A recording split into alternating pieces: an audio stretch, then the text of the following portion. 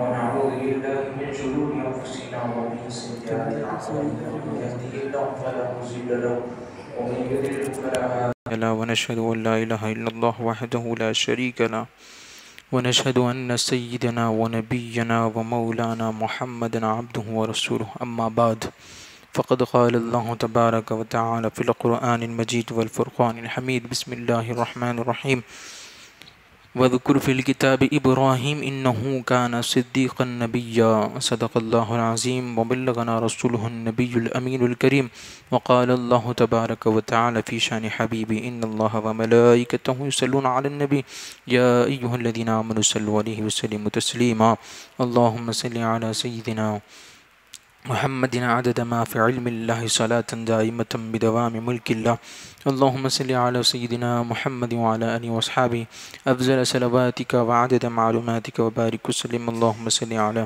سيدنا محمد النبي الأمي وعلى آله وأصحابه النبي الأمي الذي قرنت البركة بذاته ومحياه وتعطرت العوالم بطيب ذكره ورياه.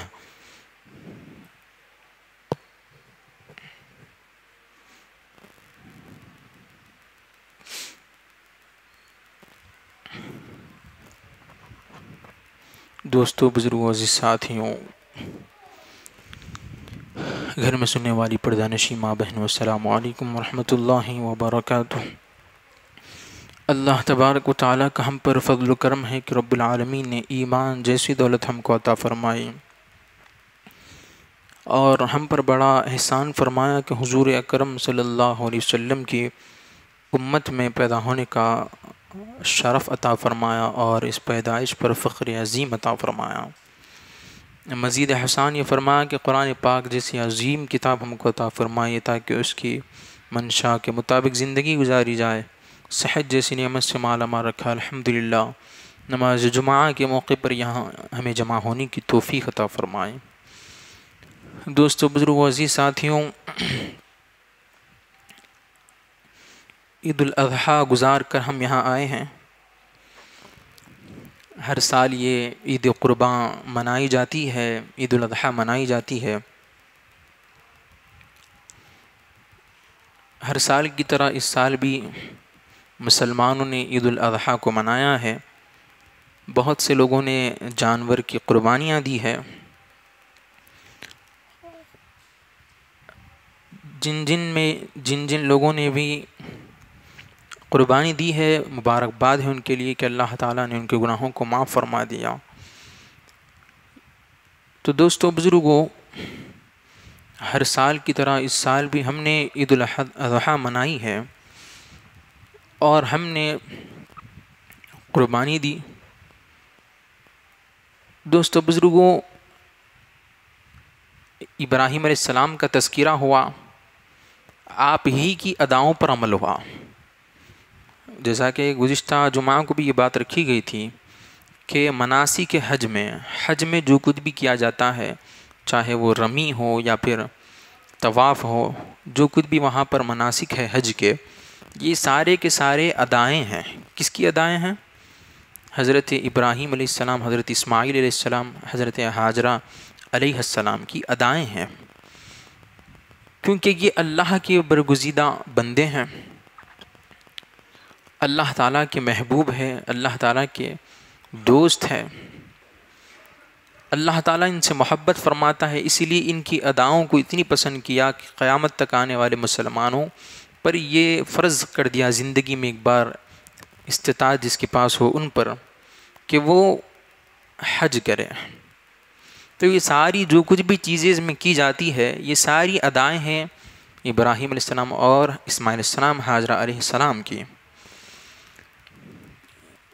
تو یہ تذکرہ کرنا انبیاء کا، ابراہیم علیہ السلام کا تذکرہ کرنا، ان کی یاد منانا، ان کا ذکر کرنا، ان کی اداؤں پر عمل ہونا، یہ سب کچھ قرآن پر عمل ہے، اللہ تعالیٰ کے حکم کی تعمیل ہے یہ، کیونکہ اللہ تعالیٰ نے قرآن میں حکم دیا ہے وَذْكُرْ فِي الْكِتَابِ إِبْرَاهِيمَ إِنَّهُ كَانَ صِدِّيقًا نَبِيًّا، کہ یاد کرو ابراہیم کو۔ جو آیت میں نے یہی پڑھی ہے خطبے کے دوران میں، اللہ کیا فرماتا ہے یاد کرو ابراہیم کو کتاب میں انہو کان صدیقا نبیہ، بے شک وہ سچا نبی تھا. تو یہ ابراہیم علیہ السلام کو یاد کرنے کا جو حکم ہم کو قرآن میں دیا جا رہا ہے، کیوں دیا جا رہا ہے؟ اسی پر میں کچھ باتیں رکھ کے اپنے بات کو ختم کرتا ہوں. تو یہ کیوں اللہ تعالیٰ حکم دیا ہے کہ ابراہیم علیہ السلام کو یاد کرو، اسماعیل علیہ السلام کو یاد کرنے کا حکم قرآن میں اللہ نے دیا، انبیاء کو یاد کرنے کا حکم قرآن میں اللہ تعالیٰ نے دیا ہے. تو ان کو یاد کرنے کا، ان کا تذکرہ کرنے کا جو حکم اللہ تعالیٰ نے دیا ہے، کیوں دیا ہے ہم کو؟ یہ صرف ایک اسٹوری کے جیسا بیان کر لینے کے لیے نہیں ہے، جس کی کوئی حقیقت نہ ہو، بس ایک اسٹوری ایک بنا دی گئی. ایسا ہے کیا؟ ایسا نہیں ہے. حقیقت میں واقع ہونے والے واقعات ہے، یہ حقیقت پر مبنی ہے. اسی لیے تو اللہ تعالیٰ نے قرآن میں اس کو ذکر کیا ہے. تو کیوں اللہ تعالیٰ حکم دے رہا ہے کہ ان کو یاد کرو؟ اس کو سمجھنے کے لیے ایک مثال میں آپ کے سامنے رکھتا ہوں. جو سمجھدار لوگ ہوتے ہیں، جو تعلیم یافتہ ہوتے ہیں، تجربے کار لوگ ہوتے ہیں، وہ اپنے بچے کو جب اسکول میں ایڈمیشن دلاتے ہیں، داخلہ دلاتے ہیں، تو اس کو گائیڈ کرتے ہیں، اس کی رہنمائی کرتے ہیں، اس کو بتاتے ہیں کہ بیٹا آپ فکر مت کرو، آپ گھبراؤ مت، آپ خوف مت کھاؤ، ڈرو مت کہ میں کیسے پڑھوں گا، 10th کلاس تک پڑھنا ہے، انٹرمیڈیٹ تک پڑھنا ہے، گریجویشن تک میں کیسے کر سکوں گا؟ یہ تم اپنے حوصلے کو پست مت کرنا. اس کی حوصلہ افزائی کی جاتی ہے. سب نہیں کرتے یہ، جس کو معلوم ہوتا ہے کہ کتنا ضروری ہوتا ہے حوصلہ افزائی کرنا، وہ کرتا ہے. ضروری ہے. ایک انسان کو آگے بڑھانا ہو تو اس کے لیے ایک رہنما کی اشد ضرورت ہوتی ہے. اسی لیے دیکھیے دین میں ہر چیز میں، کوئی بھی فیلڈ ہو، کوئی بھی شعبہ ہو، ہر شعبے میں کسی کو اگر ترقی پر پہنچانا ہو، ترقی یافتہ بنانا ہو، تو اس کے لیے رہنما کی اشد ضرورت ہوتی ہے. اس کے لیے گائیڈ کرنے والے کی ضرورت ہوتی ہے. اگر اس کے لیے گائیڈ کرنے والا نہ ہو، رہنمائی کرنے والا نہ ہو، تو پھر وہ ترقی نہیں کر سکتا. اسی لیے اسی طرح دین میں بھی رہنما کی ضرورت ہوتی ہے، کامل پیر کی ضرورت ہوتی ہے، تاکہ وہ رہنما کی رہنمائی میں، ان کی گائیڈ میں رہ کر، ان کی تربیت میں رہ کر ہم بھی قرب حق کو حاصل کر سکیں، واصل باللہ بن جائے، عارف باللہ بن جائے. کب ہوگا یہ؟ رہنما کی ضرورت، ان کی رہنما کی رہنمائی ضروری ہے، اس میں کامل پیر کی صحبت ضروری ہے. تو بہرحال عنوان یہ نہیں ہے میرا، لیکن مثال دے رہا ہوں سمجھنے کے لیے کہ اللہ تعالیٰ کیوں ہم کو حکم دیا قرآن میں کہ تم ابراہیم علیہ السلام کو یاد کرو، اسماعیل علیہ السلام کو یاد کرو. کیوں حکم دیا اللہ تعالیٰ قرآن میں؟ تو ہم جب بچے کو ایڈمیشن دلاتے، داخلہ دلاتے اسکول میں، تو اس کو بتاتے کہ بیٹا تم اپنے حوصلے کو، اپنی ہمت کو تم پست مت کرنا، تم گھبرانا نہیں کہ میں یہ کیسے کر سکوں گا. اس کو سمجھایا جاتا ہے یو کین ڈو اٹ، تم یہ کر سکتے ہو. اس کو بتایا جاتا ہے، اس کو گائیڈ کیا جاتا ہے. اور اس کو یقین دلانے کے لیے کیا کرتے ہیں؟ اگر باپ خود پڑھا ہوا ہو تو اپنی مثال دیتا ہے، دیکھو بیٹا میں بھی تو یہاں تک پڑھا ہوں. Everything is possible, nothing is impossible. اس کو یہ بتایا جاتا ہے کہ ہر چیز ممکن ہے، ناممکن کوئی بھی چیز نہیں ہے. تو یہ بتایا جاتا ہے، اس کو گائیڈ کیا جاتا ہے، اس کی ہمت افزائی کی جاتی ہے. تب ہوتا یہ ہے کہ بچے کو یقین ہو جاتا ہے کہ ہاں بھائی اتنے لوگوں نے کیا ہے، میرے باپ نے بھی پڑھا ہے، میرے دادا نے بھی پڑھا ہے، چچا نے بھی پڑھا ہے. جب یہ کر سکتا ہوں میں، تو پھر اس کی ہمت بڑھ جاتی ہے، اس کا حوصلہ بلند ہو جاتا ہے، اور وہ پھر بڑی آسانی سے پڑھتا ہوا، تعلیم حاصل کرتا ہوا منزلوں کو پار کرتا چلا جاتا ہے. اسی لیے اللہ تعالیٰ نے یہاں پر ہم کو جو حکم دیا ہے دنیا میں آنے کے بعد کہ میرے حکم پر عمل کرو, میری مرضی کے مطابق زندگی گزارو, جب مصیبت آ جائے تو تم صبر کرو, جب تم کو راحت ملے تو شکر بجا لاؤ, اللہ کی مرضی میں ہمیشہ راضی رہو, تو بندہ یہ سوچیں گا کہ یہ کیسے ہو سکتا ہے کہ مصیبت پر صبر کیا جائے, راحت ملنے پر شکر بجا لا جائے, اور کیسی بھی مصیبت آ جائے اللہ سے راضی ہو, یہ کیسے ہو سکتا ہے؟ تو اللہ تعالیٰ اسی لیے حکم دے رہا ہے کہ پڑھو میرے ابراہیم کی زندگی کو, دیکھو میرے ابراہیم کی زندگی کو, دیکھو خلیل اللہ کی زندگی کو, دیکھو اسماعیل ذبیح اللہ کی زندگی کو. ان کی زندگی جب تم پڑھو گے, ان کے واقعات کو تم پڑھو گے تو تمہیں معلوم ہوگا کہ کیسی کیسی مصیبتیں, کیسی کیسی آزمائشیں ان پر آئی, لیکن اللہ سے وہ ہمیشہ راضی رہے.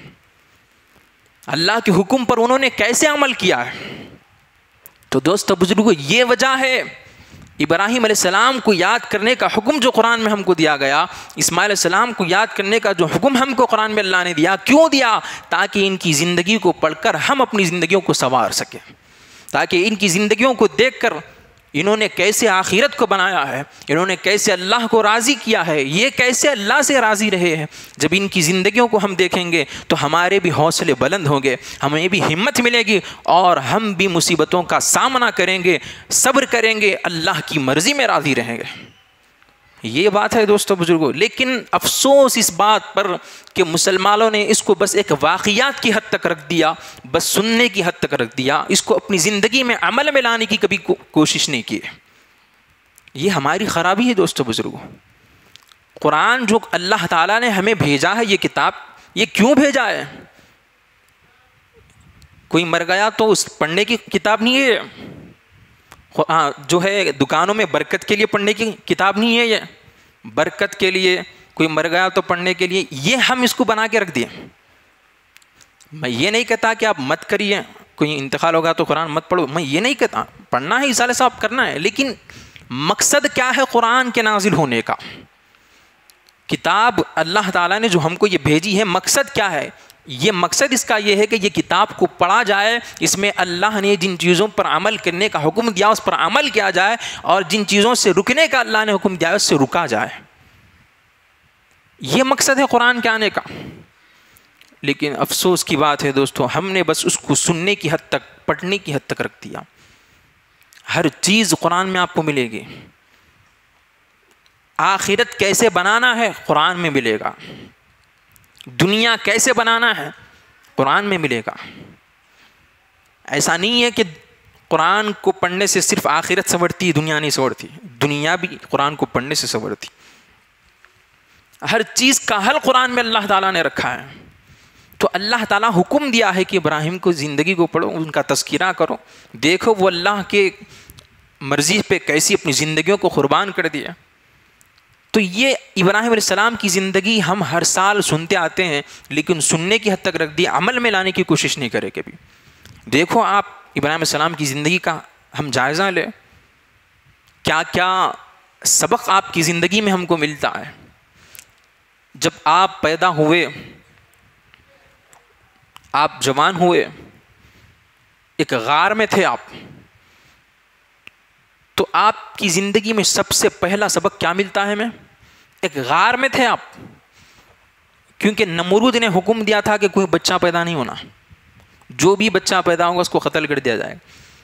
تو ابراہیم علیہ السلام کی ماں جب حاملہ ہوئی, جب پیدائش کا وقت قریب آیا ابراہیم علیہ السلام کی, تو آپ کی ماں ایک غار میں چلے گئی, اور وہاں پہ پیدائش ہوئی ابراہیم علیہ السلام کی, وہیں چھپ کر آپ کی پرورش کی گئی. اور اللہ تعالیٰ نے بڑی تیزی سے ابراہیم علیہ السلام کو بڑا کیا, بڑی تیزی سے. اب ہمارے پاس ہماری جو اولاد بڑی ہوتی ہے چھوٹے سے تو کتنا وقت لگ جاتا ہے, لیکن ابراہیم علیہ السلام کو اتنا وقت نہیں لگا, بڑی تیزی سے اللہ تعالیٰ نے ان کو بڑا کیا, اللہ تعالیٰ کی مرضی تھی. تو پھر آپ جب غار سے باہر نکلے تو اب آپ کے اندر جو فکر آئی وہ سب سے پہلے وہ کیا تھی کہ میرا پروردگار کون ہے, میرا خدا کون ہے, میرا پیدا کرنے والا کون ہے, خالق کون ہے, مالک کون ہے, رازق کون ہے, معبود کون ہے. یہ فکر آپ کے اندر آئی, آپ تلاش کیے اپنے پروردگار کو. قرآن یہ واقعے کو 7ویں پارے میں ذکر کیا ہے, آپ نے رب کی تلاش کیسے کی, رب کو کیسے ڈھونڈا آپ نے؟ ستاروں کو دیکھ کر کہا کہ یہ میرا رب ہے، پھر جب ستارہ غائب ہو گیا تو کہا کہ یہ میرا رب نہیں ہو سکتا، پھر چاند کو دیکھا تو کہا یہ میرا رب ہے، پھر چاند بھی غائب ہو گیا تو کہا یہ میرا رب نہیں ہو سکتا، پھر سورج کو دیکھا تو جب تو کہا ہذا اکبر، یہ تو بہت بڑا ہے، تو یہ میرا رب ہوں گا، یہ میرا پیدا کرنے والا ہوں گا۔ جب وہ بھی غائب ہو گیا تو بولے یہ بھی میرا رب نہیں ہو سکتا، جو ڈوب جائے وہ میرا رب کیسے ہو سکتا ہے؟ جو غائب ہو جائے، جو ڈوب جائے وہ میرا رب کیسے ہو سکتا؟ پھر اللہ تعالیٰ نے آپ پر سے پردے ہٹا دیے اور علم عطا کیا کہ رب میں ہوں۔ اللہ تعالیٰ نے اپنے رب ہونے کا علم ابراہیم السلام کو پردے ہٹا کر دیا۔ جب اللہ تعالیٰ کی معرفت آپ کو ہو گئی، اللہ کی پہچان آپ کو حاصل ہو گئی، تو پھر آپ نے کہا انی وجہت وجہی للذی فطر السماوات والارض حنیفا وما انا من المشرکین، کہ میں بے شک اپنی توجہ کو اپنے رب کی طرف، اپنے اللہ کی طرف، کون؟ فطر السماوات والارض، جو زمین و آسمان کا پیدا کرنے والا ہے، اس کی طرف میں اپنی توجہ کر دیا، میں اب اس کی طرف متوجہ ہو گیا، میں اس کو رب مان لیا ہوں۔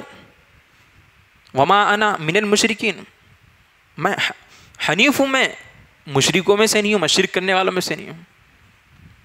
تو دوستو بزرگوں، ابراہیم علیہ السلام کی زندگی میں جو سب سے پہلا سبق ہم کو ملتا ہے وہ کیا ہے؟ رب کی تلاش کرنا ہے۔ سب سے پہلا سبق کیا ملتا ہے؟ رب کی تلاش کرنا ہے۔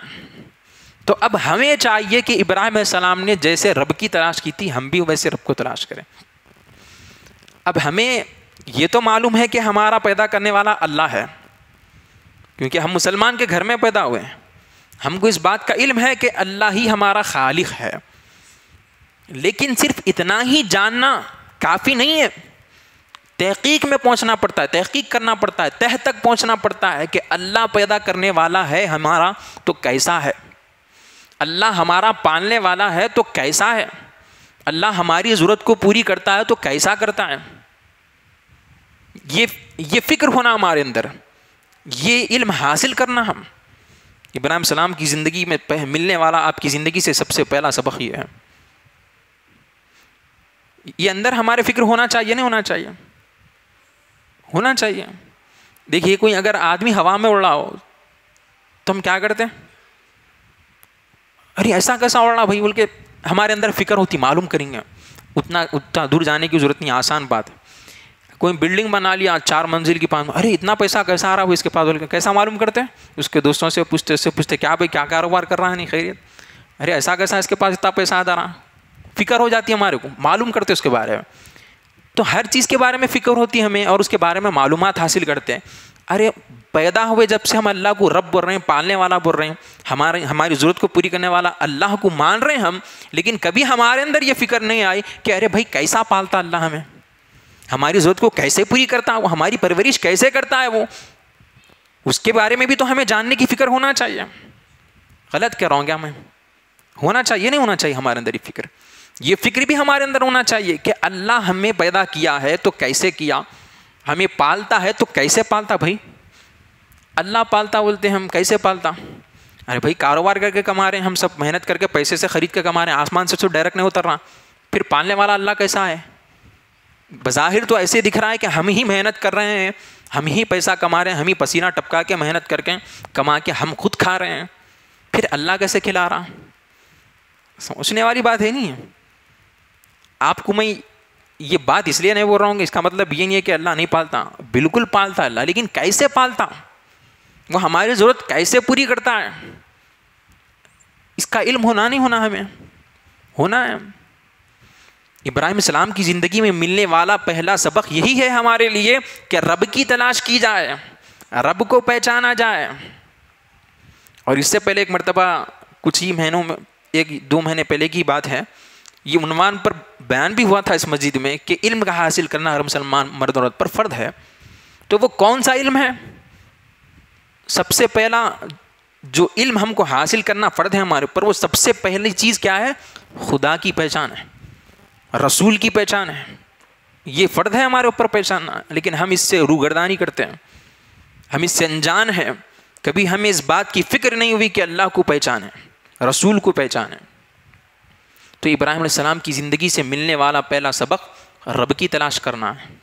پھر آپ کی زندگی جیسے جیسے گزرتی گئی، آپ نے لوگوں کو دعوت دی کہ اللہ ہی ہمارا پیدا کرنے والا ہے، اس کے سوا کوئی ہمارا معبود نہیں ہے. نمرود آپ کے زمانے کا جو خدا ہونے کا دعویٰ کیا تھا، اس کو بھی آپ نے للکار دیا.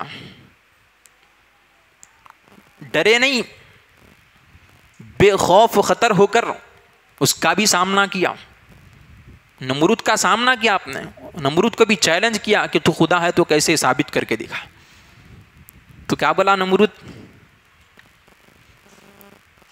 میں خدا ہوں بولا. تو ابراہیم علیہ السلام بولے اچھا تو خدا ہے، خدا وہ ہوتا ہے جو زندگی دیتا ہے موت دیتا ہے، تو کر کے دکھا. تو نمرود کیا کیا، ایک آدمی کو جس کو قید کی سزا تھی، اس کو کیا کرا، قید کی سزا تھی، اس کو رہا کر دیا. رہا کر کے بولا دیکھو میں زندگی دے دیا اس کو. ایک آدمی کو پکڑ کے مار دیا، مار کے دیکھو میں اس کو موت دے دیا. کتنی بیوقوفی بات. یہ ہے حیات اور موت دینے کا مطلب. اب ابراہیم السلام بولے یہ بیوقوف ہے، اس کو کیسے سمجھائیں گے. تو آپ نے اگلی بات جو پیش کی وہ بڑی خطرناک. آپ نے اگلا جو مطالبہ اس سے کیا وہ یہ کیا کہ اگر تو خدا ہے تو یہ بتا، خدا تو وہ ہوتا ہے، میرا خدا وہ ہے جو مشرق سے سورج نکال کر مغرب میں ڈباتا ہے، اگر تو خدا ہے تو مغرب سے نکال کے بتا دے. اب کہاں سے نکال سکتا؟ اب بولا ارے ابراہیم بڑا خطرناک ہے وہی. اب ابراہیم سے بچنا تو مشکل ہی ناممکن ہے. اب کیا کرنا، قوم کو بھٹکانا. تو پوری قوم کو اعلان کر دیا کہ یہ ابراہیم ہمارے خداؤں کو گالیاں دے رہا ہے، ہمارے خداؤں کے خلاف بول رہا ہے، لہذا ہم سب مل کے اس کو مار دے تو بہتر ہے. تو پوری قوم مل کے ابراہیم السلام کو مارنے کے لیے سازش کر دی. آگ لگائے، پوری قوم مل کے آگ لگائی. ایسی خطرناک آگ، ایسا دکھتا تھا اگر نظر ڈالے تو آسمان کو چھو رہی ہے. ایسی خطرناک آگ میں ابراہیم السلام کو ڈالا جا رہا. ابراہیم علیہ السلام کو جب ڈالا جا رہا تھا اس میں، تو ابراہیم علیہ السلام بے خوف و خطر تھے. اب سوچیے آپ، اگر ہم اس جگہ پر ہوتے، ابراہیم علیہ السلام کی جگہ پر ہم ہوتے، اتنی بڑی آگ اگر لگائی جاتی، ہم کو اس میں ڈھکیلا جا رہا ہوتا، تو ہم کیا کرتے تھے؟ بھاگنے کی کوشش کرتے تھے، چھوڑ دو بھائی، آنسو نکل جاتے تھے، ڈر جاتے تھے، کیا کیا نہیں کرتے تھے. ٹھیک ہے بھائی، تو خدا سے بولنے کو بھی کم نہیں تھے فرعون کو، اس کو نمرود کو. ہمارے ایمان کی کیفیت وہ ہے. ابراہیم علیہ السلام کیا کیے؟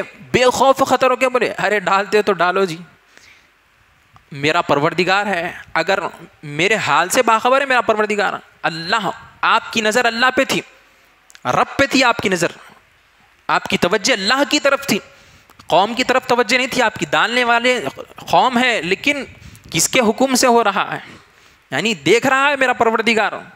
اگر وہ بچانا چاہتا ہے تو بچا لے گا، مارنا چاہتا ہے تو مار دے، زندگی اسی کی دی ہوئی ہے. اگر وہ جلانا چاہتا ہے تو جلا دے، اگر وہ بچانا چاہتا ہے تو بچا دے. کیا کیا نہیں، وہ آگ میں ڈال دیا گیا آپ کو. فرشتے آ کے پوچھے ابراہیم ہم تمہاری مدد کریں گے، ہم تمہیں بچا لیں گے. تو کیا بولے نہیں، تمہاری مدد کی ضرورت نہیں ہے. جبرائیل علیہ السلام بھی بولے اے ابراہیم میں مدد کرتا ہوں تمہاری. میکائیل علیہ السلام آ کے بولے ابراہیم میں تمہاری مدد کرتا ہوں. ابراہیم علیہ السلام بولے نہیں، مجھے کسی مدد کی ضرورت ہی نہیں ہے. کیوں؟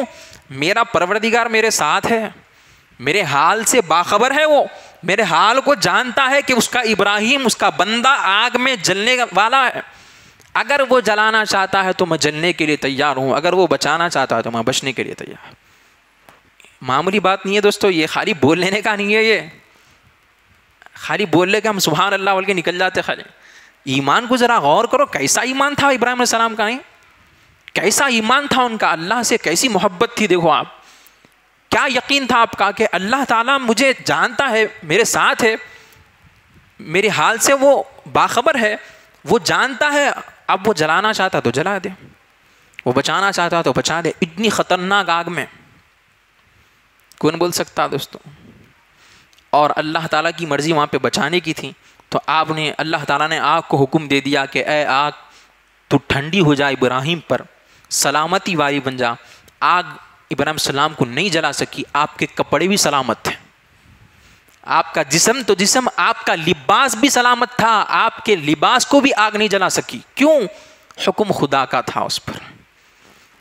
تو اللہ تعالیٰ سے محبت ایسی ہو, ایمان ایسا ہو اللہ تعالیٰ پر, یقین ایسا ہو رب پر, تو پھر آگ بھی نہیں جلا سکتی. اسی لیے علامہ اقبال نے کہا تھا کہ ہو اگر آج بھی ابراہیم سا ایمان پیدا, آگ کر سکتی ہے انداز گلستاں پیدا. تو اگر ایسا ایمان مسلمان اگر لا لے اپنی زندگی میں, تو دوستو بزرگوں کوئی ہمارا بال بھی بھیگا نہیں کر سکتا. شرط یہ ہے کہ ابراہیم جیسا ایمان تو ہو. ایسا ایمان ہمیں پیدا کرنے کی ضرورت ہے. کیسا ایمان تھا آپ کا؟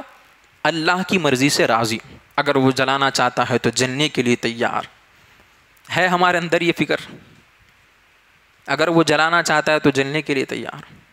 ایسا ایمان ہونا, پروردگار پہ مر مٹنے کے لیے تیار ہونا.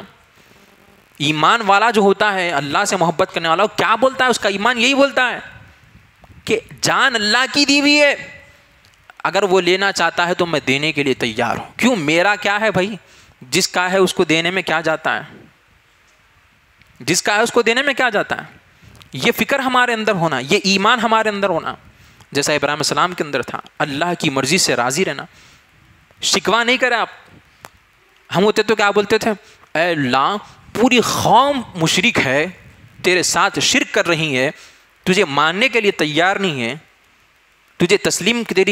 تجھے معبود تسلیم کرنے کے لیے تیار نہیں. اتنی بڑی اتنی قوم میں ایک بندہ تیرا ابراہیم تیری عبادت کر رہا ہے اور تو اس کو آگ میں ڈال دے رہا. یہ کیسا انصاف ہے؟ یہ بولتے تھے. ہمارا حال تو ویسی ہے. اگر ہم ہوتے تو شکوہ کر دیتے تھے وہاں پہ, اے اللہ تیری عبادت کرنے والا میں اکیلے چھوں اور میں کو جلا دے رہا گا, میں کو جلا رہا گا, یہ قوم کو جلانا تھا تو میں کو جلا رہا. شکایت کرتے تھے اللہ تعالیٰ سے. لیکن ابراہیم السلام نہیں کرے. وہ ابراہیم السلام راضی تھے, ارے میرا پروردگار جلانے کا تیار ہے تو میں جلنے کے لیے تیار ہوں. ایسا ایمان پیدا کرنا. ہم آج ہمارا حال کیسا ہے؟ ذریعے سی مصیبت آ گئی, ختم. اب شکایت شروع ہماری, ارے اللہ پوری مصیبتیں ہمارے گھر میں کئی کو بھیج رہا کہ کیا آئے گی بھائی, یہ پوری پریشانیاں ہمارے پاس ہی کئی کو آ رہی کیا آنے گی. ایکسیڈنٹ ہوگا تو یہ فلاں ہوگا تو وہ, ختم. اللہ سے راضی نہیں ہم. ارے مصیبت آنا یہ زندگی میں ضروری شامل ہے, یہ زندگی کا حصہ ہے. یہ زندگی کس کو بولتے ہیں معلوم ہے؟ زندگی کا دوسرا نام کیا ہے معلوم؟ مصیبت اور راحت کو زندگی کہتے ہیں. زندگی کس کو کہتے ہیں؟ مصیبت اور راحت, دو چیزیں جس میں ملتی ہے اس کو زندگی کہتے ہیں. دو چیزیں بھی زندگی میں شامل ہے, یہ راحت اور مصیبت, دو بھی بغیر اس کی زندگی ہو ہی نہیں سکتی. آپ آدم علیہ السلام سے لے کر اب تک پوری تاریخ اٹھا کے پڑھ لو, کون ایسا ملے گا آپ کو جس کی زندگی میں مصیبت نہیں آئی, جس کی زندگی میں راحت نہیں آئی. ہر ایک کی زندگی میں یہ چیزیں شامل ہے. اللہ تعالیٰ نے حکم دیا ہے کہ جب مصیبت آئے تو کیا کرنا؟ صبر کرنا. جب مصیبت آئے تو کیا کرنا؟ صبر کرنا, اپنے اللہ سے اپنے رب سے راضی رہنا. اور جب راحت آئے تو شکر بجا لانا اللہ کا. یہ اتنا آسان کر کے دکھا دیا ابراہیم السلام نے. بولو دوستو, کیا اتنی بڑی مصیبت ہمارے اوپر آئی, اتنی بڑی آگ میں ہم کو جلایا اللہ تعالیٰ, ڈالا ہم کو, اتنی بڑی مصیبت تو نہیں ہے نا ہماری.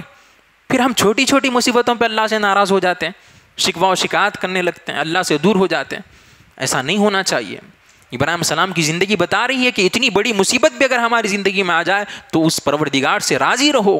کیوں؟ ارے زندگی اسی کی دی ہوئی ہے. زندگی کس کی دی ہوئی ہے؟ اسی کی دی ہوئی, اللہ کی دی ہوئی. تھے ہم, ایک ویسا بھی وقت تھا ہمارا نام و نشان تھا نہیں تھا, ہمارا نام بھی نہیں تھا, ہمارا نشان بھی نہیں تھا. پہلے نشان آیا, پھر اس کے بعد نام لگا. کچھ تو بھی ایک نام رکھے ماں باپ. پہلے نشان آیا یعنی ہم آئے پہلے, پھر اس کے بعد وہ نشان کا ایک نام رکھے, کرے فلاں, ارے یہ نام رکھے. یہ نام نشان کہاں سے آیا؟ اللہ تعالیٰ پیدا کرا بول کے آیا, نہیں تو نہیں آتا تھا.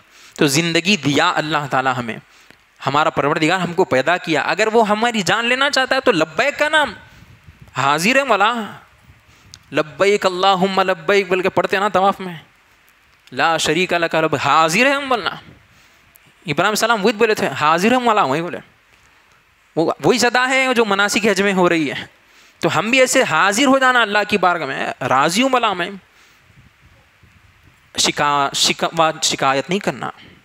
یہ آپ کی زندگی میں ہم کو سبق ملتا ہے کہ کیسی بھی مصیبت آ جاؤ کیا کرنا؟ اللہ سے راضی رہنا, صبر کرنا.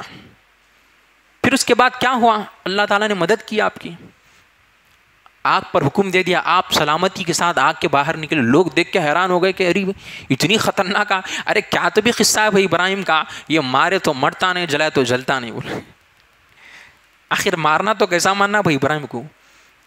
اتنی پوری قوم مل کے مارنا چاہ رہی ہے دوستو، ایک ہی آدمی ہے نہیں مار سک رہی. تو اللہ تعالیٰ وہ ہے، ہمارے پروردگار کی ذات وہ ہے، پوری قوم مل کے مارنا چاہے، پوری مخلوق مل کے مارنا چاہے، لیکن خالق اگر نہیں چاہتا اس کو مارنا تو پوری مخلوق مل کے نہیں مار سکتی.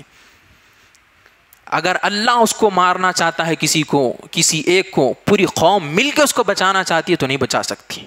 یہ ہے اللہ تعالیٰ کی قدرت. تو راضی رہنا اس سے، مصیبت آئے تو صبر کرنا، اس سے شکوہ شکایت نہیں کرنا. آپ کی زندگی میں یہ سبق ملتا ہے. کیا کیا سبق ملتا ہے آپ کی زندگی میں؟ سب سے پہلے جو سبق ہم کو ملتا ہے وہ پروردگار کی تلاش کرنا، اس کی پہچان حاصل کرنا. پھر آپ کی زندگی میں جو ہم کو سبق ملتا ہے وہ کیا ملتا ہے؟ صبر کرنا مصیبت آنے پر، راضی رہنا. کیسی بھی مصیبت، کیسی بھی آزمائش ہم پر آ جاؤ، ہمیشہ اللہ سے راضی رہنا. یہ ایمان ہمارا رہنا کہ اللہ میرے ساتھ ہے. کیا بولے فرشتوں کو ابراہیم السلام، مجھے کسی مدد کی ضرورت نہیں ہے، میرے ساتھ میرا پروردگار ہے. بولے وہ ایمان ہمارا ہونا، اللہ کے ساتھ ہونے کا یقین ایسا ہمارے اندر ہونا. بادشاہ کیسا جو خدا ہونے کا دعویٰ کرا، اس سے بھی نہیں ڈرے آپ، بے خوف و خطر تھے. اتنی قوم آپ کو ماننے کا سے تیار تھی لیکن ذرا بھی نہیں ڈرے آپ. آپ کی ذری بھی صورت پہ پریشانی نظر نہیں آئی. کیوں؟ آپ ایک خدا سے ڈرتے تھے، اسی لیے کسی دوسرے سے نہیں ڈرتے تھے. آج مسلمان کا حال یہ ہے، وہ خدا سے نہیں ڈرتا اس لیے سب سے ڈرتا ہے. تو یہ جو ہمارے اندر موت کا ڈر آ گیا نا، آج ہمارے اندر مرنے کا ڈر، یہ دنیا کی محبت، یہ بڑی خطرناک خرابیاں ہیں، اس کو نکال دو. اللہ کا ڈر ہمارے اندر ہونا، اگر اللہ کا ڈر ہمارے اندر آ گیا تو دنیا ہمارا کچھ نہیں بگاڑ سکتی. وہ ایمان پیدا کرنے کی ضرورت ہے. وہ اگر آج بھی ابراہیم سا ایمان پیدا آ کر سکتی انداز گلستہ پیدا. آپ کی زندگی میں اور بہت سے واقعات گزرے ہیں، بہت سی سبق آپ کی زندگی میں ملتا ہے، لیکن وقت اس کی اجازت نہیں دیتا. انشاءاللہ تعالیٰ پھر آنے والے جمعہ کو آگے کی بات ہم کنٹینیو کریں گے. اللہ تعالیٰ سے میں دعا کرتا ہوں کہ باری تعالیٰ ہم کو دین کی سمجھ عطا فرما اور دین پر عمل کرنے کی توفیق عطا فرما. کہنے والا بھی محتاج ہے، سننے والے بھی محتاج ہیں، مولا دونوں کو عمل کی توفیق عطا فرما. وآخر دعوانا الحمدللہ رب العالمین وما علینا الا البلاغ المبین. سنت ادا کرو.